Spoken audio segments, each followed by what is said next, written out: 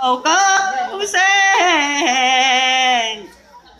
sẽ có sắc đại kỳ nó ba kiếp hoàng vào tình nữa nhát bên màn này sạp cho sao sen qua đây tài ca kỳ xăm thao hình ngọ chiếc chặt lò giao giao gạt tiếng nhặt tổ bao trong tới tranh con cao lo tài ca xịt có trà bên mẫu giao sao thế ngờ tiếng thường có biết nó tiếng chỉ và đại man có xin thiên tiếng man có nhìn tin nó tài ca thiên của hải hậu tràn cam thiên tiếng chỉ và trong có biết nó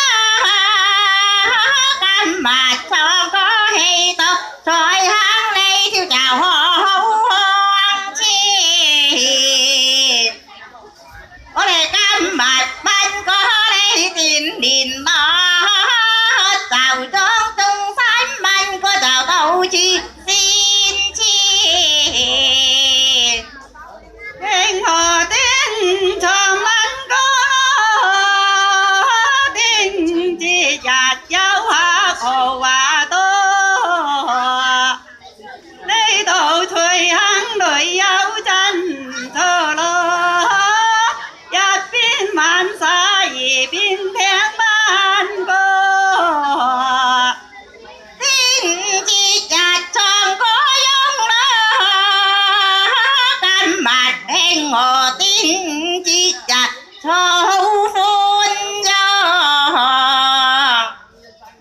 cam mặt ở đây hen có vui cá si vành trong lo tinh chói lon vào mặt chị chặt lấy ca cho trong sân mình có giặt giặt sân nó tề vang man và bờ đau can trong sân mình có sinh thấy than nó con bay đẹp sĩ thế nào gian trong sân mình có thoáng chút đôi đó hình ngọ chi chặt cháu xăm hồi gạt tiếng nhà tổ tiên chi chặt chà bầu cán cõi đó cam mặt hình ngọ xíu phun